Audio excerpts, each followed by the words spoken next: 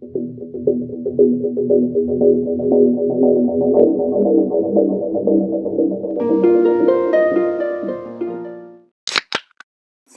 perawat di muka bumi punya kode etik yang melarang mereka mencederai pasien, tetapi tidak semua perawat mentaatinya. Bahkan, banyak yang melakukan tindakan di luar akal sehat kepada pasien karena keegoisan mereka sendiri.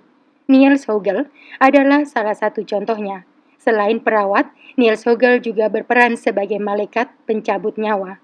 Sepanjang karirnya, Niels menghabisi 100, bahkan mungkin 300 pasien. Alasan dibalik aksi mengerikan itu sangat sederhana, karena dia bosan dan ingin pamer pada temannya. Kasus kali ini adalah permintaan dari salah satu sahabat Weekly, Warti-Warti 9903. Terima kasih ya atas dukungannya.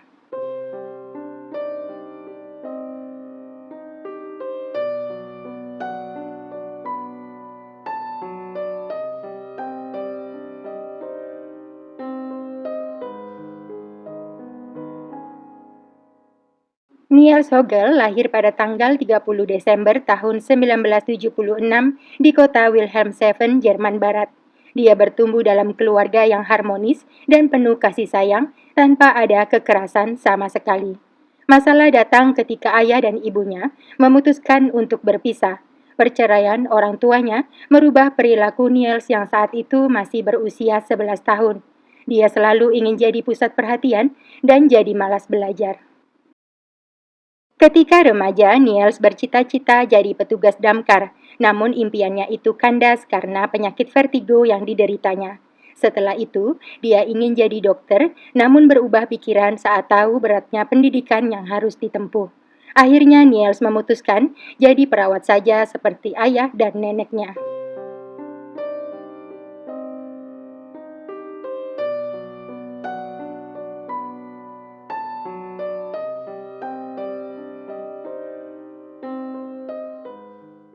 Setelah lulus pendidikan keperawatan dengan nilai rata-rata pada tahun 99, Niels diterima bekerja di klinik Oldenburg sebagai perawat di ruang ICU yang dinamai Ward 211. Niels sempat menderita depresi dan gelisah akibat menyaksikan proses pembedahan dalam ruang operasi.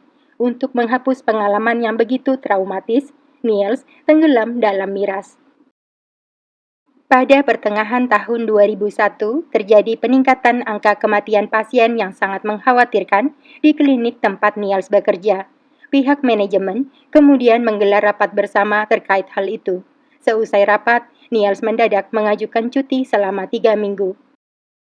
Ketika dilakukan penyelidikan internal, ditemukan kaitan yang janggal antara kehadiran perawat Niels dan angka kematian pasien. Selama dirinya cuti, angka kematian di klinik menurun hampir 90%. Pihak klinik curiga Niels punya andil dalam peningkatan angka kematian tersebut. Namun karena tidak punya bukti, pihak klinik hanya memindahkan Niels ke bagian anestesi sekembalinya dari cuti.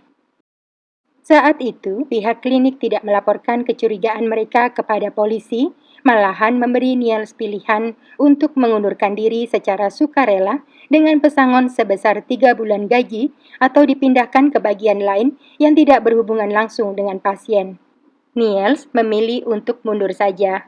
Pihak klinik kemudian membekalinya dengan surat referensi yang isinya membuat Niels tampak seperti perawat sempurna dengan kinerja yang sangat memuaskan. Berkat surat referensi itu, sebulan kemudian Niels diterima bekerja sebagai perawat di klinik Delmenhorst. Namun, baru seminggu bekerja, angka kematian pasien di klinik Delmenhorst sudah meningkat tajam. Rekan-rekannya merasa ada yang aneh dengan sikap Niels. Setiap dia bertugas, selalu banyak pasien mendadak jadi kritis, dan Niels selalu berusaha menjadi yang pertama melakukan tindakan resusitasi untuk menyadarkan pasien.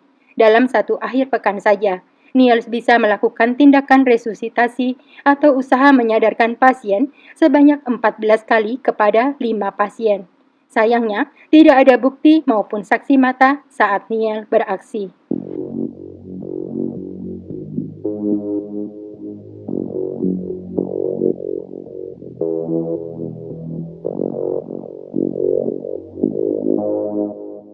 2 tahun kemudian pada bulan Juni tahun 2005, secara kebetulan ada seorang rekan yang melihat Niels menyuntikkan obat tak terdaftar pada seorang pasien.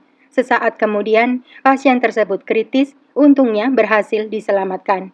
Peristiwa itu dilaporkan ke polisi. Pada tanggal 22 Juni tahun 2005, Niels Hogels ditangkap dengan tuduhan percobaan pembunuhan. Kurang lebih setahun kemudian, pada bulan Desember tahun 2006, pengadilan menyatakan Niels bersalah dan menjatuhkan hukuman 7,5 tahun penjara serta larangan bekerja sebagai perawat seumur hidupnya. Meski Niels Hogel sudah dihukum, tetapi pihak kepolisian masih menerima ratusan laporan dari masyarakat yang mengaku jadi korbannya. Pihak kepolisian kemudian membentuk tim khusus untuk menyelidiki laporan tersebut hingga ke luar negeri. Akhirnya pada tanggal 28 Februari tahun 2015, Niels yang sedang menjalani hukumannya di penjara kembali diseret ke pengadilan atas tuduhan pembunuhan dan percobaan pembunuhan 6 pasiennya yang lain. Dia dinyatakan bersalah dan dijatuhi hukuman seumur hidup. 3 tahun kemudian, Niels Hogels mengaku telah menghabisi 100 pasien yang berusia antara 34 tahun hingga 96 tahun selama kurun waktu tahun 2000 hingga tahun 2005 di 2 lokasi rumah sakit atau klinik. Saat itu, Niels mengaku semua aksinya dilakukan karena dirinya bosan dan ingin pamer pada rekan-rekannya. Dia sengaja menyuntikkan obat berbahaya hingga pasien yang awalnya baik-baik saja mendadak terkena serangan jantung. Saat kondisi menjadi kritis, Niels hadir sebagai pahlawan, namun naas, kebanyakan dari pasiennya gagal diselamatkan. Akhirnya, pada tanggal 6 Juni tahun 2019, Niels Hogel dinyatakan bersalah atas 85 kasus, sedangkan 15 lainnya tidak memiliki cukup bukti. Pengadilan kembali menjatuhkan hukuman seumur hidup pada Niels Hogel dan kemungkinan bebas bersyarat setelah menjalani 15 tahun masa tahanannya. Sementara itu, pada bulan Februari tahun 2022, 7 orang kepala bagian yang pernah jadi atasan Niels Hogel diseret ke pengadilan karena kelalaian mereka. Namun akhirnya, mereka bertuju dibebaskan dari semua tuduhan.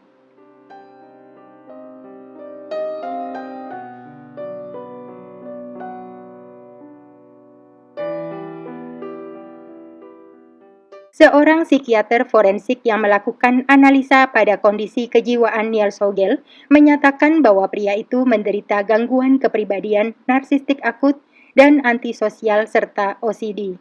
Niels Hogel dianggap sebagai pembunuh berseri era modern paling mengerikan di Jerman.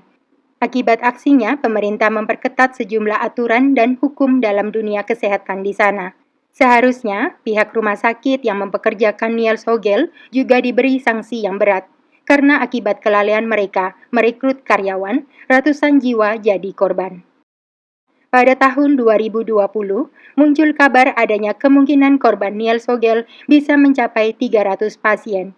Namun hal itu akan sulit dibuktikan mengingat kebanyakan korban sudah dikremasi. Tidak semua perawat seperti Niels Hogel. Masih banyak perawat berhati mulia dan berjasa dalam kemanusiaan. Yang salah bukan profesinya, melainkan manusianya. Sekian dulu kasus weekly hari ini, sampai bertemu dalam kasus berikutnya.